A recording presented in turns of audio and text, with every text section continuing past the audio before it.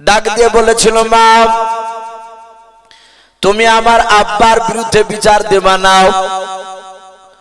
বলে, সুলাইমান তোর আব্বা তো নিজ বিচার করে দিতে পারে না, আমি বিচার দেব। হযরত সুলাইমান ডাক দিয়ে বলেছিল, মা আমার আব্বা তোমাদের এমন কোন বিচারটা ন্যায্য করে দিতে পারে না, একটু খুলে বলো। মেয়েটা ডাক দিয়ে বলেছিল, বাবা সুলাইমান তোকে বলে আমার কি লাভ, বলে যদি একটু উপকার করে দিতে পারে, লাভ করে দিতে পারে বলো। যেই মেয়েটা কান্না করতে করতে যাচ্ছিল ওই মেয়েটা ডাক দিয়ে বলেছিল, সুলাইমান ওই যে পাশে মেয়েটা বাচ্চা কোলে করে নিয়ে হাসতেছে, বলে হ্যাঁ, হাসতে হাসতে যাচ্ছিল, তুমি বারণ করলে তাই দাঁড়িয়ে গিয়েছে, আর যাই নাই। ওরে সুলাইমান ওই মেয়েটার কোলে যে বাচ্চা আছে ওই বাচ্চাটা হচ্ছে আমার সন্তান। সুলাইমান বলল, মা তোমার সন্তান তো মেয়েটার কোলে কেন? বলে, বেটা ওটাই তো তোমার আব্বা বিচার করে দিতে পারে না। হযরত সুলাইমান বলল, মা খুলে বলো, ব্যাপারটা একটু ভালো করে খুলে বলো, বাচ্চা মেয়েটা কেমন করে ফেলে বলো। বলে, বাবা সুলাইমান আমি বাচ্চা কোলে করে নিয়ে আমি মরুভূমির ময়দান পাড়ি দিয়েছিলাম, উত্তপ্ত বালু রাশি দিয়ে যখন হেঁটে যেতে যেতে যেতে শরীর ক্লান্ত হয়েছিল, আমি একটা গাছের ছায়া তলে শুয়ে গিয়েছিলাম। আমার পেছনে মেয়েটা হেঁটে হেঁটে যাচ্ছিল, ওই মেয়েটা আমার বাচ্চাটার পাশে গিয়ে শুয়ে পড়ল। আমি নিদ্রা চলে গিয়েছিলাম রে বাবা, ওই মেয়েটা ঘুমিয়ে গিয়েছিল। আমার যখন ঘুম ভেঙে গেল আমি কলিজার টুকরা সন্তানকে কোলে নিয়ে নিলাম। ওই মেয়েটার ঘুমটা ভেঙে গেল। ঘুমটা ভেঙে যাওয়ার পর আমার সন্তানের ডান হাত কানা চেপে ধরলাম। আমি বললাম, বোন তুমি আমার বাচ্চার কেন হাত ধরলে বললাম। ওই মেয়েটা ডাক দিয়ে বলেছিল, বোন এই বাচ্চা আমার, তুমি আমার বাচ্চা কেন কোলে নিলে বললাম। ওরে সুলাইমান দুজনায় দাবি শুরু করে দিলাম এই বাচ্চাটাকে নিয়ে। আমি বললাম আমার বাচ্চার, মেয়েটা মিথ্যা করে বলছে ওর বাচ্চা।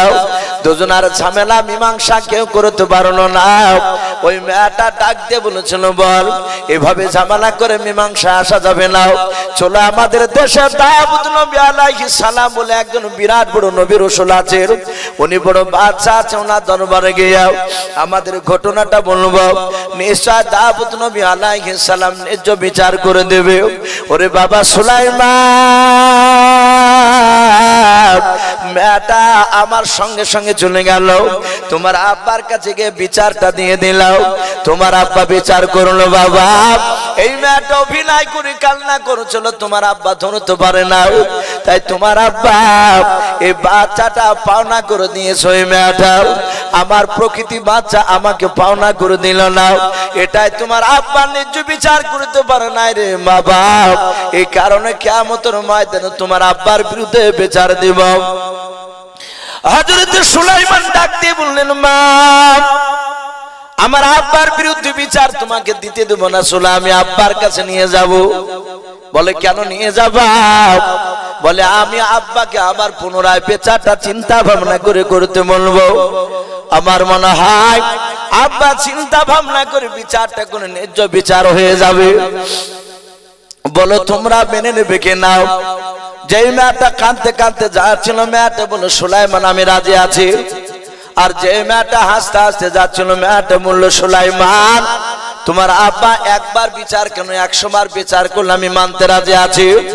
কারণ মেয়েটা জানতো নবীরা জবান দিয়ে বাপজি যেটা বের করে সেটা আর উল্টাই নাও, যতবার বিচার করবে বাচ্চা আমার পাওনা করে দেবে। হযরত সুলাইমান মেয়ে দুটোর বাপজি হাত ধরে টেনে টেনে টেনে টেনে টেনে টেনে দাউদ নবী আলাইহিস সালামের দরবারে নিয়ে যাচ্ছেন। হযরত দাউদ নবী আলাইহিস সালাম রাজ দরবার থেকে সিংহাসন থেকে বসে থাকে, দেখলেন বাবা যে মেয়ে দুটোর বিচার করে দিয়েছিলেন ওই মেয়ে দুটোকে আমার কলিজার টুকরা সন্তান সুলাইমান হাত ধরে কেন টেনে নিয়ে আসছে। আবার দাউদ নবী মনে মনে ভাবলেন, মনে হয় বিচারের মধ্যে আমার গড়বড়ি হয়ে গিয়েছে, কেন আমার ছেলে সুলাইমান টেনে নিয়ে আসে। আবার সুলাইমান উনি মনে মনে চিন্তা করলেন, আল্লাহ আমি গিয়ে যদি বলি আব্বা আপনার বিচারটা ন্যায্য হয় নাই, ভুল হয়েছে, এরকম যদি কথা বলা যায় তাহলে আমার আব্বার সম্মানের হানি হবে। সুলাইমান এটাও চিন্তা করছে, আমি ডাইরেক্ট গিয়ে আব্বাকে বলবো না যে আব্বা আপনার বিচার করা ভুল হয়েছে, নালে মেয়েটা কেন বলবে যে ন্যায্য বিচার হয়নি। মা বোন, আপনাদের কাছে কমিটির তরফ থেকে সভাপতি সাহেব গিয়েছে মসজিদে আদায়ের জন্য, তা আমি অনুরোধ করবো আপনারা মসজিদের সভাপতির হাতে আলহামদুলিল্লাহ 100, 200, 500, 1000 যে যা পারবে একটু দানের হাতটা বাড়াবে, আর সিমেন্টও পারলে 1 বস্তা করে নাম লিখাবেন, ইনশাআল্লাহ শেষের বেলায় দোয়া করে দেওয়া হবে। তা আমি বলছিলাম হযরত সুলাইমান আলাইহিস সালাম ডাইরেক্ট ওই কথা বললেন না, যদি আমি বলি তাহলে আব্বার সম্মানের হানি হবে।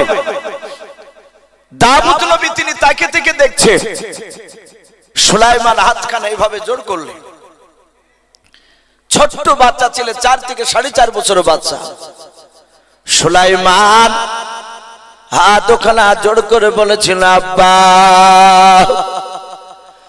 এই না দুটোর আপনি বিচার করে দিয়েছেন বলে, হ্যাঁ ওগো আব্বা জান আমি আপনার সন্তান হয়ে আপনাকে আমি অনুরোধ করতেছি, আব্বা আপনি মেয়ে দুটোর বিচারটা আপনি ওড্ডুর করে নেন, ফিরিয়ে নেন। ওগো আব্বা আপনি দ্বিতীয়বার চিন্তা ভাবনা করে বিচারটা একটু করে দেন। সুলাইমান আলাইহিস সালামের বাপ যে জবান থেকে কথা শোনার পর দাউদ নবী আলাইহিস সালাম 5 মিনিট বাপ যে বসে থাকলেন, চিন্তা করে দেখলেন বিকল্প কোন আমি আর বিচার খুঁজে পাই নাই। সুলাইমানের এই কথা শোনার পর দাউদ নবী মনে মনে ভাবলেন, মাওলা যখন আমার সন্তান টেনে নিয়ে এসেছে আমার মনে হয় সুলাইমানকে বিচারটা করতে বললে মনে হয় সুলাইমান বিচারটা করতে পারবে। দাউদ নবী ডাক দিয়ে বলেছিল, বাবা সুলাইমান আমার বিচার আমি ঘুরে নিলাম, আমি তোমার আব্বা হয়ে আমি তোমাকে এই মেয়ে দুটোর বিচার করতে আমি হুকুম দিয়ে দিলাম। বলুন সুবহানাল্লাহ। সুলাইমান 4 বছরের ছেলে হাসছেন আর বলছেন, আব্বা আমি বিচার করব বলে, হ্যাঁ বলে বাবা তুমি বিচারটা করে দেখাও। সুলাইমান আলাইহিস সালাম পেছন ঘুরে মেয়ে দুটোর দিকে লক্ষ্য করে বলছে, ওগো মা আমার আব্বা বিচার করবেন আমাকে অনুমতি দিয়েছে, আমি যদি তোমাদের বিচার করে দিই তোমরা কি মানবা? যে মেয়েটা কাঁদতে কাঁদতে যাচ্ছিল সে ভাবলো যদি বাচ্চাটা আমার করে দেয় সুলাইমান, ওই তো টেনে নিয়ে এসেছে আমাকে, বললো বাবা আমি রাজি আছি। আর যে মেয়েটা কাঁদতে কাঁদতে না হাসতে হাসতে যাচ্ছিল বাচ্চা নিয়ে সে চিন্তা করলো তার বাপ যখন বাচ্চা আমাকে পাওনা করে দিয়েছে তার সন্তান তার বাপের বিরুদ্ধে যাবে না, এ সুলাইমান বিচার করলে আমাকে দিবে বাচ্চা। মেয়ে দুটোতেই বললো বাবা রাজি আছে। সুলাইমান আলাইহিস সালাম হাত বাড়িয়ে বাচ্চাটা ধরে নিলেন, মেয়েটাকে ডাক দিয়ে বলে মা বাচ্চাটা দিয়ে দাও। হযরত সুলাইমানের হাতে দিয়ে দিলেন, বাচ্চা ধরে নিলেন, ছোট্ট বাচ্চা ছেলে সুলাইমান বাচ্চা নেওয়ার পর উনি তাকে দেখলেন আব্বা দাউদ নবী আলাইহিস সালাম রাজদরবারে বসাও। উনি হেঁটে গিয়ে বলেন, আব্বা বাচ্চাটা আপনি কোলে ধরুন। সুলাইমান বাচ্চাটা দিয়ে বাপজা আর কোনো কথা বললেন না, সোজা বাড়ির দিকে দৌড়ে চলে গেলেন। দাউদ নবী মনে মনে চিন্তা করলেন, মাওলা আমার মনে হয় সুলাইমানকে বিচার করতে বলা বড় অন্যায় হয়ে গিয়েছে, আমি কেন দিলাম, কেন পাগলামি করলাম, এ তো বাচ্চা আমাকে দিয়ে সোজা দৌড়ে বাড়ির দিকে চলে গেল, কিছুই তো বললো না। দাউদ নবী বাড়ির দিকে তাকাচ্ছেন, দেখি সুলাইমান ফিরে আসে কিনা। কিছুক্ষণ পর দেখলেন সুলাইমান বাড়ির ভিতর থেকে বেরিয়ে আসছে, খালি হাতে নয়। দাউদ নবী বলেন আমি তাকে দেখলাম সুলাইমানের হাতে একটা বড় হোসে বাপজা, একদম ধারালো অস্ত্র, হোসেখানা বাপজা হাতে করে নিয়ে, আমরা যাকে অনেকে হাসে পর্যন্ত বলি, হাতে করে হোসেটা ধরে নিয়ে সোজা চলে আসছে দাউদ নবীর দিকে। দাউদ আলাইহিস সালাম বাচ্চাটা নিয়ে বাপজি দাঁড়িয়ে গিয়েছে, তার চিন্তার কারণে কপাল দিয়ে বাপজি পেশানি ঘাম বের হয়েছে। হযরত সুলাইমান ধারালো হোসে নিয়ে আসছে। দাউদ নবী ভাবছেন যদি আমার সন্তানের বাচ্চাটাকে জবাই করে দেয় তাহলে আমার এই ছেলে জীবনে কোনোদিন জান্নাত দিতে পারবে না। এই মাসুম বাচ্চা কোনো অন্যায় করেনি, একে জবাই করা চরম অন্যায়। ছেলে হোসে নিয়ে আসছে কেন? সুলাইমান বুঝতে পেরেছেন আব্বা চরম চিন্তিত। সুলাইমান কাছে গিয়ে বলেন, আব্বা বাচ্চাটা আপনি দেন। বাচ্চাটা নিয়ে নিলে সুলাইমান আলাইহিস সালাম বাচ্চাটা জমিনে শুয়ে দেওয়ার পর হাতে হোসেখানা বাপকে ধরে আছে। যেই মেয়েটা কাঁদতে কাঁদতে যাচ্ছিল আর আব্বার বিরুদ্ধে বিচার দিব বলেছিল, মেয়েটার দিকে লক্ষ্য করে সুলাইমান বলেছিল, মা এই বাচ্চাটা তোমাকে যদি পুরাটা দিয়ে দিই তোমার কোলটা ভরে যাবে, দ্বিতীয় মেয়েটার কোলটা খালি থাকবে। বলে হ্যাঁ বাবা। বলে মা এই বাচ্চাটা যদি তোমাকে না দিয়ে দ্বিতীয় মেয়েটাকে যদি দিয়ে দিই তার কোলটা ভরে যাবে, তোমার কোলটা খালি হবে। বলে হ্যাঁ। তাহলে ন্যায্য বিচার করা যাবে না। ওরে সুলাইমান তুমি কি বলছো বলো? দাউদ নবীর সামনে সুলাইমান ডাক দিয়ে বলেছিলেন, মা এই হোসেখানা দেখতে পাচ্ছ? বলে হ্যাঁ। এই বাচ্চাটার দুই পায়ের মাঝখানে বেঁধে দিয়ে ফড়ফড় করে ফেড়ে ফেলবো। ওরে মা অর্ধেকটা তোমাকে দিব অর্ধেকটা তোমাকে দেবো, দুজনের কোল ভরে যাবে। বলো বিচার নিবা কেন? ন্যায্য বিচার পাও কিনা বললাম। যেই মেয়েটা বাপকে হাসতে হাসতে যাচ্ছিল ওই মেয়েটা ডাক দিয়ে বলেছিল, সুলাইমান অধাদি করে জবাই করে দিলে আমি মেনে নেব তোমার বিচার। সুলাইমান হোসেখানা বেঁধে নিয়ে টান মারতে যাবে। আর ওই সময় হযরত সুলাইমান আলাইহিস সালাম তিনি দেখলেন যে মেয়েটা আল্লাহর দরবারে বিচার দিব বলেছিল, ওই মেয়েটা সুলাইমানের পা দুখানা জোরে ধরে বলেছিল, ওরে সুলাইমান তোমার আর তোমার আব্বার বিরুদ্ধে আমি বিচার দেব না রে বাবা, আমি ন্যায্য বিচার পেয়ে গেছি বাবা, আমাকে অর্ধেকটা দিও না, বাচ্চা জবাই তুমি করো না, পুরা বাচ্চাটাই ওই মেয়েটাকে দিয়ে দাও। সুলাইমান ডাক দিয়ে বললো, মা তুমি তো বিচার দিব বলেছো। বলে আর বিচার দিব না বাবা, আমি বুঝে নিয়েছি, আমি ন্যায্য বিচার পেয়ে গিয়েছি। সুলাইমান আলাইহিস সালাম বলেন, মা কেন জবাই করতে দিব না? বলে বাবারে অর্ধেকটা নিতে গেলে আমার কলিজার টুকরা সন্তান আর জিন্দা থাকবে না, সে মারা যাবে।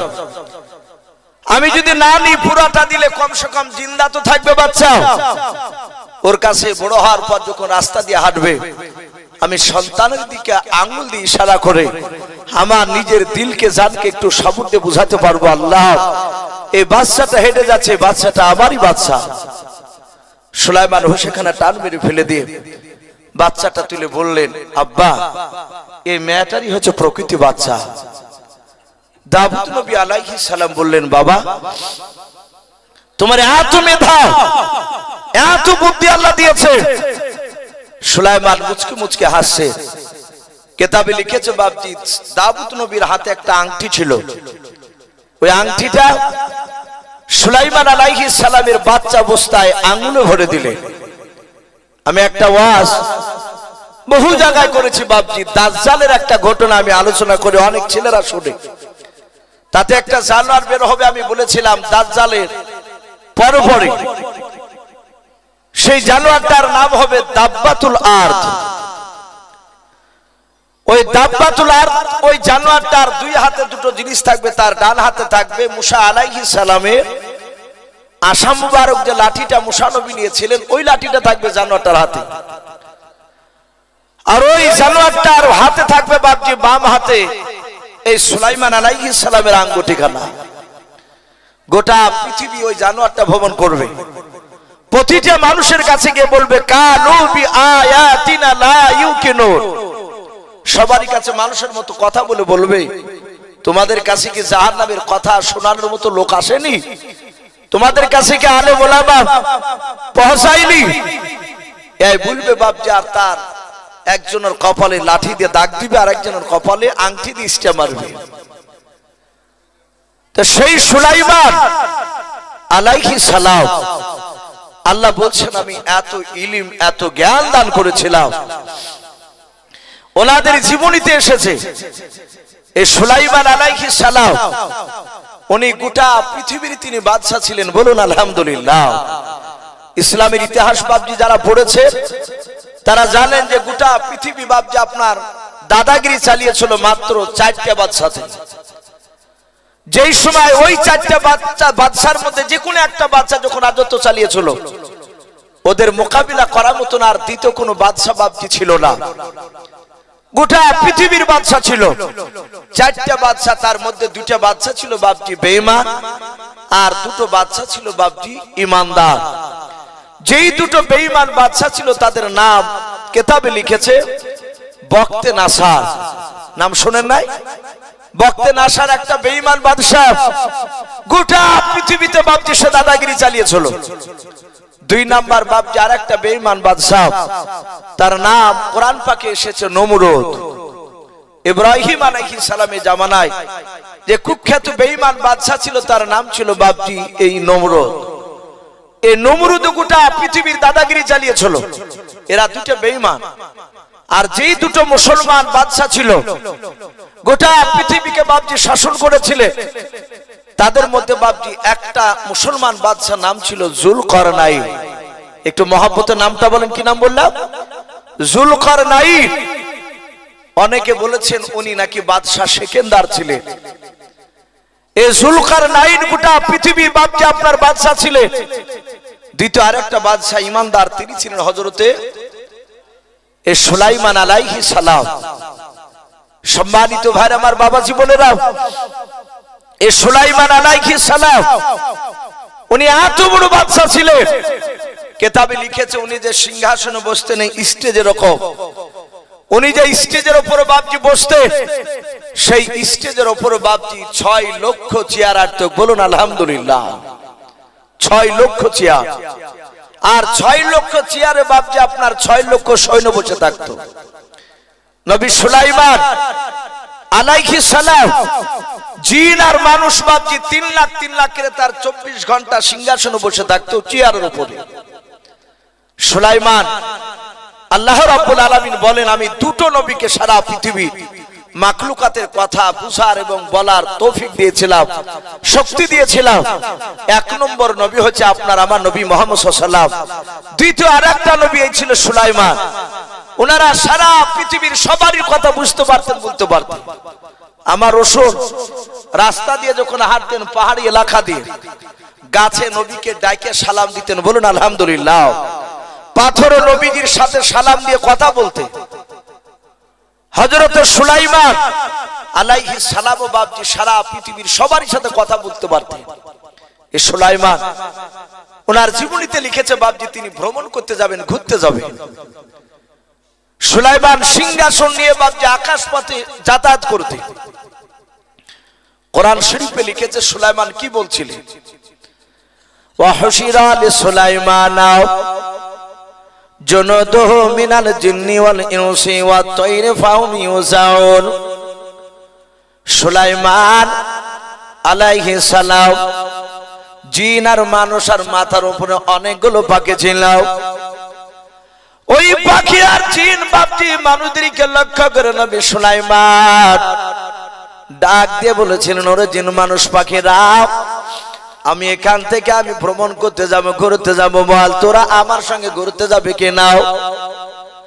জিন আর মানুষ আর পাখি তাদের আপন আপন বাপজি ভাষায় নবী সুলাইমান আলাইহিস সালামকে ডাক দিয়ে বলেছিল নবী আপনি যেই দিকে নিয়ে যাবেন সেই দিকে আমরা যেতে রাজি আছি। আল্লাহর নবী সুলাইমান আলাইহিস সালাম বলেন তাহলে চল আমি তোমাদেরকে নিয়ে আমি অনেক দূরে ঘুরতে যাব। সুলাইমান আলাইহিস সালাম বাতাসকে বাপজি হুকুম করলেন। আমার আল্লাহ বলেন আমি ওয়া আলা কুল্লি শাইইন কাদির, আমি সর্বশক্তিমান আল্লাহ। আমি আমার নবী সুলাইমানকে আমার বাতাসটা নবী সুলাইমানের তাবে করে দিয়েছিলাম। বলুন সুবহানাল্লাহ। উনি যখনই হুকুম করতেন বাতাসে উড়ে নিয়ে চলে যেতেন। এ নবী সুলাইমান জাহাতে বাতাসকে বলেন, বাতাস আমার সিংহাসন কানা তুই আকাশ পথে উড়ে নিয়ে চল। সুলাইমান আলাইহিস সালাম হুকুম করতে দিনে বাবা, সাথে বাপজি আপনার ওই সিংহাসন খানা 6 লক্ষ সৈন্য নিয়ে বাপজি আকাশ পথে বাপজি পানি দিতে শুরু করলাম। হযরত সুলাইমান অনেকটা দূর বাপজি চলে গিয়েছেন। সুলাইমান যে জায়গা থেকে বাপজি আপনার ময়দানে সিংহাসন নিয়ে নামবেন, কোরআন শরীফে বাপজি পাওয়া যায় সুলাইমান বলে আমি যে মাঠটাতে নামবো সিংহাসন খানা নিয়ে, আমি তাকে দেখলাম কোরআনে আল্লাহ বলেছেন হাত্তা ইদা আতা আলা ওয়াদিন নামাল। সুলাইমান বলেন আমি দেখলাম ওই ময়দানে, যেই ময়দানে আমি গিয়ে নামবো ওই ময়দানে দেখলাম হাজার হাজার লক্ষ লক্ষ পিঁপড়া ঘোরাফেরা করেছিল। হযরত সুলাইমান বলে আমি বাতাসকে বললাম, বাতাস ওই দেখ ময়দান দেখতে পাওয়া যাচ্ছে। বলে হ্যাঁ, ওই ময়দানে নিয়ে গিয়ে আমার সিংহাসন কেন নামিয়ে দেবে। যাহাতে আমি কথা বললাম আর দেখলাম ওই লক্ষ লক্ষ পিঁপড়ার মধ্যে থেকে বাবা একটা পিঁপড়া হঠাৎ করে কি জানো আমার দিকে তাকানোর পর, সুলাইমান নবীর সিংহাসনের দিকে তাকানোর পর তার সাথীদেরকে বাপজি কি জানো গুনগুন করে বললাম। সুলাইমান বলেন আমি সিংহাসন নিয়ে নামতে নামতে আমি দেখলাম লক্ষ লক্ষ পিঁপড়া সব হুড় হুড় করে তারা আপন আপন গর্তে চলে গেল। বলুন সুবহানাল্লাহ। সুলাইমান বলে সব পিঁপড়া গর্তে চলে গেল, শুধু একটা পিঁপড়া লক্ষ লক্ষ পিঁপড়ার মধ্যে একটা পিঁপড়া দাঁড়িয়ে আছে, সে গর্তে গেল না। সুলাইমান বলেন আমি নামলাম সিংহাসন থেকে জমিনে নামার পরে হেঁটে গিয়ে ওই যে পিঁপড়াটা দাঁড়িয়ে ছিল ওই পিঁপড়াটা ডান হাতে সুলাইমান ধরে বাম হাতে তালুতে নিলে, নেয়ার পরে ডাক দিয়ে সুলাইমান পিঁপড়ার ভাষাতে পিঁপড়াকে বলছে, এই পিঁপড়া তুই আবার সিংহাসন খানা দেখে এমন কি বললি তোর প্রজাদেরকে, আর তারা গর্তে হুড়হুড় করে চলে গেল। মাশাআল্লাহ, মা বোনদের কাছ থেকে 2700 টাকা আর 5 বস্তা সিমেন্ট পাওয়া গিয়েছেন। বলে না রে তাকবীর, আল্লাহ তাদের সকলের দানকে আল্লাহ কবুল করুন, বলুন আল্লাহুম্মা আমিন।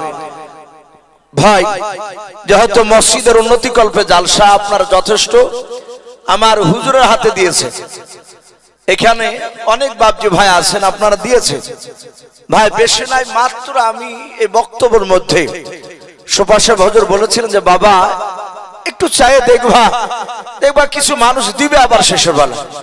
যদি এখানে কোন আল্লাহর বান্দা বাপজি থাকে আমি 1000 2000 করে আপনাদের কাছে চাইবো না, অনেকে দিয়েছেন আপনারা, যদি পারেন 100 200 করে বাপজি টাকা, আর না হলে একটা বস্তা করে বাপজি সিমেন্ট, আমরা যদি বাপজি 20 জন যদি বাপজি আপনার লিখায় তো 20 বস্তা সিমেন্ট হয়ে যাবে ইনশাআল্লাহ।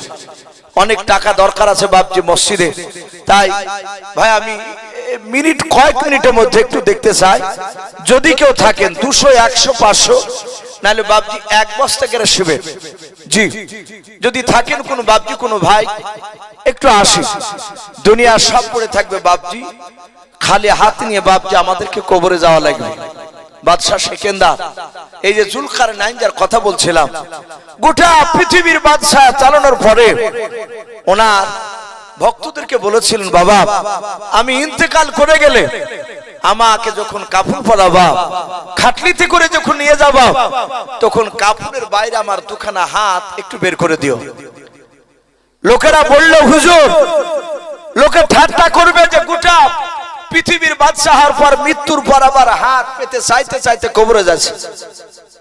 উনি কেঁদে কেঁদে বলেছিলেন আমি চাইতে চাইতে যাচ্ছি, এটা আমার উদ্দেশ্য নয়, মানুষকে আমি দেখাতে চাইবো দেখ গোটা পৃথিবীর বাদশাহ হওয়ার পরও মৃত্যুর পর দুখানা হাত নিয়ে শুধু খালি কবরে যেতে হচ্ছে।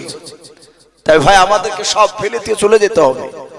অনেক জায়গায় এরকম শোনা যাচ্ছে মানুষ তার বাপকে দাফন করার আগে তার সয় সম্পত্তি ভাগ নিয়ে ঝামেলা শুরু করছে, অনেক জায়গায় এরকম ঘটছে।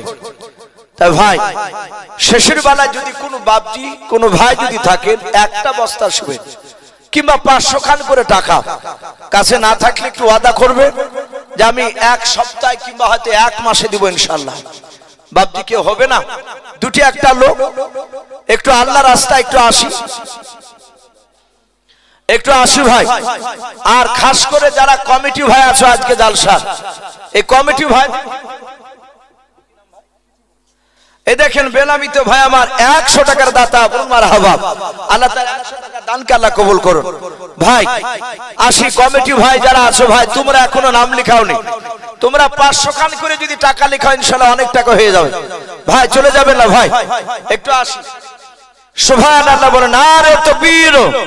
এই সন্টমন্ডল নামে দেখো বান্দা কোথায় যে ছিল, আল্লাহ নাম শুনে দেখো 500 টাকা দিলাম, 500 টাকা বলে মলে করিও না হেলাম, নেকির খাতায় মলা লিখিও গো মেলাম, যার সাথে জানিয়াতে কোনই আছে দান, দানকে কবুল করো তুমি সুবহানাল্লাহ আমিন। বেলামিতে দেখো বান্দা কোথায় যে ছিল, শেষের বেলা এসে দেখো 100 টাকা দিলাম, 100 টাকা বলে মলা করিও না হেলাম, নেকির খাতায় মলা লিখিও গো মেলাম, যার সাথে জানিয়াতে কোনই আছে দান, দানকে কবুল করো তুমি সুবহানাল্লাহ আমিন। মাশাআল্লাহ। জানেরা বাবা তার স্বামীর নামে 1 বস্তা সিমেন্টের দাতা, বলুন মারহাবা।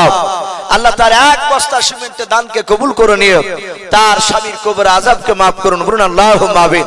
ভাই খালি হাতে যাব না ইনশাআল্লাহ, আমরা কেউ আমরা 200 500 জি যা পারবে একটু মসজিদ একটু দিয়ে যায়। রেজাউল মন্ডল ভাই আমার, উনিও বলছেন আমি 500 টাকার দাতা, বলুন মারহাবা। এই রেজাউল মন্ডল দেখো বান্দা কোথায় যে ছিল, শেষের বেলা এসে দেখো 500 টাকা দিলাম, 500 টাকা বলে মনে করিও না হেলাম, নেকের খাতায় মলা লিখিও গো মেলাম, যার সাথে জানিয়াতে কোনই আছে দান, দানকে কবুল করো তুমি সুবহান। ওগো বাড়ি দোয়া করি ওগো পাক রব্বানা, জান্নাতে খেলায়ও তুমি আঙ্গুর বেদান, আল্লাহুম্মা আমিন। ভাই আসো ভাই। আর যারা হয়তো খেতে গিয়েছেন তারা আলহামদুলিল্লাহ, তারা জাগতে হতো খাবার করেছে, না খেলে খাবারগুলো নষ্ট হবে ভাই। আর কি হবে না ভাই? একটা কোনো বান্দা এখানে নাই ভাই যে আমি 2 বস্তা সিমেন্ট দিব ইনশাআল্লাহ আল্লাহর ঘরকে তৈরি করার জন্য। জি একটু আসি। আর কমিটি ভাই, জালসার কমিটি ভাইদেরকে বলবো ভাই শোনা, তাহলে তোমরা কমসে কম না হলে 2 করে সিমেন্টের বস্তা লিখাও, হয় 500 টাকা আর না হলে 2 করে সিমেন্টের বস্তা আল্লাহর ঘরকে তৈরি করার জন্য। জি একটু আসি ভাই। আর কি হবে না ভাই আপনাদের মধ্যে থেকে? একটু আসি ভাই, আমরা বিরক্ত হব না।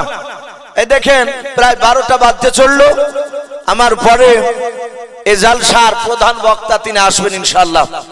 ভাই দেরি না করে একটু তাড়াতাড়ি আসে, ঠিক টাইমে ওনাকে নিয়ে আসা হবে। যদি কোনো বাপজি কোনো ভাই থাকে ভাই, আদায় করতে গেলে হয়তো আপনাদের ওয়াজ হয়তো জান ভরে হয়তো শোনানো যায় না। মাশাআল্লাহ বলেন, আরে তাকবীর। আব্দুল কুদ্দুস ভাই আমার, উনি ওনার আব্বার জন্য 2 বস্তা সিমেন্টের দাতা, বলুন মারহাবা। আল্লাহ তার 2 বস্তা সিমেন্টের দানকে কবুল করে নিও। আল্লাহ তুমি তার আব্বার কবর আযাবকে তুমি maaf করে দাও, বলুন আল্লাহুম্মা আমিন। জি একটু তাড়াতাড়ি আসি।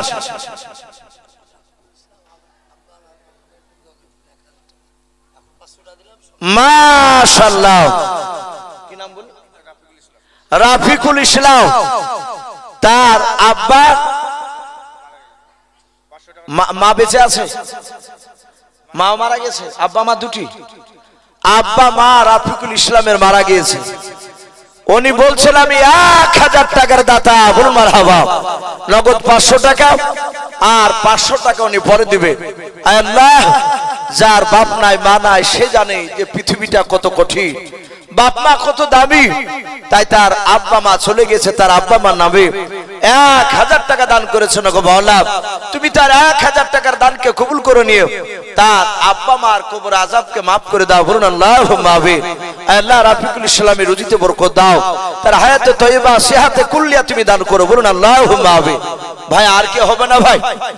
জি আমি কমিটি ভাইকে একটু অনুরোধ করেছি ভাই, ভাই 500 টাকা করে সব কমিটি ভাই, আর নালে 2 বস্তা করে সিমেন্ট ভাই একটু নাম লিখাও। ভাই একটু আসো ভাই, এখানে হয়তো ঠিকাদার আছেন, আমি হয়তো চিনি না ভাই, একটু শরীক হই। আল্লাহ বহু টাকা দিয়েছেন আপনাদের ভাই, যারা আছি তারা কেউ খালি হাতে যাব না ভাই ইনশাআল্লাহ।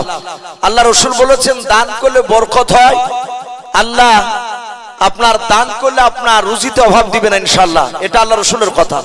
এ দেখেন টাকাটা একটু ধরে, কি নাম? মাফিকুল ইসলাম। বলে না রে তকবীর। এই মাফিকুল ইসলাম নামে দেখো বান্দা কোথায় যে ছিল, আল্লাহ নাম শুনে দেখো বাবার নামে 500 টাকা দিল।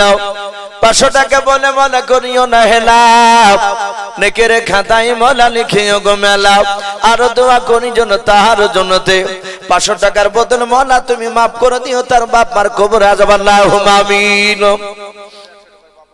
গোলাম মুর্তজা নামে দেখো বান্দা কোথায় যে ছিল, বাপের নামে এসে দেখো 100 টাকা দিল। যে আশাতে যে নিয়াতে করিয়াছে দান, দানকে কবুল করো তুমি সুবহান। অগবারি দোয়া করি অগো পাকবারি, মিজানেতে নেকির পানা করে দিও ভারি, আল্লাহুম্মা আমিন। ভাই আসি জি, আজকে জান নাই কিছু মাল বাপজি আল্লাহর ঘরকে তৈরি করার জন্য, একটু আসি আমরা একটু দানের হাতটা বাড়ি দিই। আমার রাসূল সাল্লাল্লাহু তাআলা মাশাআল্লাহ বলেন আরে তাকবীর। এই রাহের নামে দেখো ভাই আমার কোথায় যে ছিল, দাদুর নামে এসে দেখো 100 টাকা দিলাম।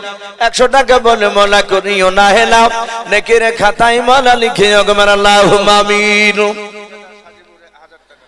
ঠিকাদার সাজিবুর সাহেব উনি 1000 টাকার দাতা, বল মারহাবা। আয় আল্লাহ ঠিকাদার সাজিবুরের 1000 টাকার দানকে তুমি কবুল করে নাও। আয় আল্লাহ তুমি তার রুজি রোজগারে বরকত দাও, তার আত্মীয়স্বজন কবর আযাবকে maaf করে দাও, বলুন আল্লাহুম্মা আমিন। ওগো মাবুদ, আপনাদের মধ্যে থেকে আর কেউ 2-1 খান সিমেন্ট দিবেন না? মাবুদ আপনারা হয় ছোট ছোট বাচ্চা ছেলের হাতে একটু নামটা লিখে দিতে পারেন ইনশাআল্লাহ। মাশাআল্লাহ জুলু মন্ডল 1000 টাকার দাতা তার বাপের নামে, বলুন আল্লাহুম্মা আমিন। আল্লাহ তুমি তার 1000 টাকা দানকে কবুল করে নিও, তার আব্বার কবর আযাবকে তুমি maaf করে দাও, বলুন আল্লাহুম্মা আমিন। ভাই একটু আসি জি, 12টা বাজতে চলল, আর কয়েক মিনিট বাকি আছে। আসি আমরা আল্লাহর ঘরকে তৈরি করার জন্য, নবী বলেছেন মাম বানালিল্লাহি মাসজিদান বানাল্লাহু লাহু বাইতান ফিল জান্নাহ। নবী বলেছেন কেউ যদি দুনিয়ার বুকে মসজিদ তৈরি করার জন্য কেউ 100, 200, 500, 1000 টাকা দেয়, মসজিদ তৈরি করাতে যদি সে সহযোগিতা করে, আল্লাহ রাসূল বলেছেন কিয়ামতের ময়দানে জান্নাতে তার জন্য একটা ঘর তৈরি করা হবে, বলুন আল্লাহুম্মা আমিন। ভাই আসি মাশাআল্লাহ রাফিকুল ইসলাম 2 বস্তা সিমেন্ট আর 100 নগদ টাকা, আল্লাহ তার দানকে কবুল করুন। আল্লাহ তুমি তার 2 বস্তা সিমেন্ট 100 টাকা কবুল করে নিও, তার আত্মীয়স্বজন কবর আযাবকে maaf করে দাও। ওগো মালিক, যারা দিচ্ছে যারা দিতে পারে নাই, তুমি তাদের সকলকে আয় আল্লাহ রাসূলের চেহারা না দেখে আমাদের মত দিও না, বলুন আল্লাহুম্মা আমিন। ভাই আসি, ইমানদার আর কলা গাছের তেওড়ের মতো। ভাই কলা গাছকে যত কাটা যাবে তত বের হয়, ইমানদার বাপজি একবার দিয়ে বন্ধ হয় না। তা আসি ভাই আল্লাহর রাস্তায় আমরা 200, 100, 500, 1000 যে যা পারি একটু নামটা লিখা, ইনশাআল্লাহ হরকত বরকত হবে। ভাই সবাই মিলে একটু নড়াচড়া করে দিই, ইনশাআল্লাহ অনেক হয়ে যাবে। আর কমিটি ভাই, আমি কমিটি ভাইদেরকে এখনো পর্যন্ত দেখতে পেলাম না। এই জালসার কেশিয়ার, এই জালসার সভাপতি, এই জালসার কমিটি ভাই যারা আছো, তোমাদের সকলকে বলছি ভাই তোমরা যেখানে থাকো না কেন 500 টাকা নালে 2 খান করে সিমেন্টের বস্তা নাম লিখাও জি। আর মসজিদের বাপজি, কেশিয়ার, সভাপতি, সেক্রেটারি যারা আছেন ভাই, আমি আপনাদেরকে বলবো একটু আল্লাহ রাস্তায় একটু দানের হাতটা বাড়ি দিই জি, দেরি না করে তাড়াতাড়ি আসেন। মাশাআল্লাহ সুবরাত শেখ উনি বলছেন আমি 3 বস্তা সিমেন্টের দাতা, আল্লাহ তার 3 বস্তা সিমেন্টের দানকে আল্লাহ কবুল করুন। আল্লাহ তুমি তার আত্মীয়স্বজন কবর আযাবকে maaf করে দাও, বলুন আল্লাহুম্মা আমিন। ভাই দেরি না করে একটু তাড়াতাড়ি আসেন। মা বোন আপনাদের কাছ থেকে এখন পর্যন্ত আমি আর নাম পেলাম না, ওই কয়েকটা টাকা পাওয়া ছাড়া। সিদ্দিক 100 টাকার দাতা, আল্লাহ তার দানকে কবুল করুন জি। একটু আসি। আর সভাপতি সাহেব আমি বলবো ভাই একটা ছেলে যদি ওই গেটের মুখখানে দাঁড় করাতে, মা বোনদের কাছে অনেকে একটু ইশারা করছে, হয়তো অনেকে দিতে পারে। বেনামিতে 500 টাকার দাতা বলুন মারহাবা। আল্লাহ তার 500 টাকা দানকে আল্লাহ কবুল করুন। আল্লাহ যে নাম করে না, তুমি তো আলিমুম বিজাতিস সুদূর, তুমি সকলের অন্তর তুমি যাবে। আল্লাহ তুমি তার নেক মাকসুদকে তুমি পুরা করে দাও। ভাই আসি, আর আপনাদের মধ্যে থেকে ভাই কে হবে না 2 খান সিমেন্টের বস্তা, জি একটু আসি আল্লাহর ঘরকে তৈরি করার জন্য, আল্লাহর মসজিদকে বাপজি সুন্দর করে বানানোর জন্য আমরা আসি। অনেকে ভাবো যে আমাদের তো মসজিদ নাই, আমরা অনেক দূর থেকে এসেছি। ভাই এই মসজিদে আপনি দান করলো, আপনি যেখানে শুয়ে থাকুন না কেন, এই মসজিদে যত লোক কিয়ামত পর্যন্ত নামাজ পড়বে আপনার নামে কবরে বাপজি নেকি যেতে থাকবে। তাই যদি ভাই কেউ থাকেন শেষের বেলা একটু আসি, আল্লাহর নবী জনাবে মুহাম্মদ রাসূলুল্লাহ সাল্লাল্লাহু তাআলা আলাইহি ওয়াসাল্লাম বিশ্ব রাসূলের বাপজি জামানায় সাহাবাদেরকে সামনে বসে রেখে নবীর যুদ্ধের বাপজি কিছু সামান কেনার জন্য সাহাবাদেরকে বলেন, গো সাহাবা, আজ তোমাদের কাছে আমি জান চাইছি না, আজ আমি তোমাদের কাছে কিছু মাল আমি একটু চাইছি, যে যা পারবা তোমরা সবাই বাড়িতে চলে যাও, বাড়ি থেকে তোমরা মাল নিয়ে এসো, মালগুলো নিয়ে এসে আমার এখানে জমা দাও, সেগুলো বিক্রি করে আমি যুদ্ধের হাতিয়ার কিনবো। আল্লাহর নবীজির কথা শোনার পর সাহাবারা বাপজি বাড়িতে চলে গেলেন। হযরত আবু বকর সিদ্দিক রাদিয়াল্লাহু তাআলা আনহুর বাবা বাড়িতে যা ছিল সবগুলো বাপজি নিয়ে গেলেন। ওমর ফারুক রাদিয়াল্লাহু তাআলা আনহু তিনিও নিয়ে চলে গেলেন। সিরিনা নামে দেখো বান্দি কোথায় যে ছিল, পর্দানে হতে দেখো মওলা 500 টাকা দিল, 500 টাকা বলে মওলা করিও না হেলাও, নেকের খাতায় মওলা লিখিও গো মেলা। সিরিনা নামে দেখো বান্দি কোথায় যে ছিল, পর্দার হতে দেখো আর 1 বস্তা সিমেন্ট দিয়ে গেল, যে আশাতে যে নিয়াতে করিয়াছে দান, দানকে কবুল করো তুমি সুবহান। অগবারি দোয়া করি অগ পাগবারি, মিজানেতে নেকির পানা করে দিও ভারী, আমি পাপী গুনাহগার দোয়া নাই জানি, সিরিনার জন্য দোয়া করবে ফাতেমা জননী আল্লাহুম্মা আমিন। ও বাপজি ভাইরাও, সব সাহাবারা বাপজি আপন আপন মা নিয়ে রাসূলুল্লাহর দরবারে চলে গেলেন। আল্লাহর একজন নবীর সাহাবা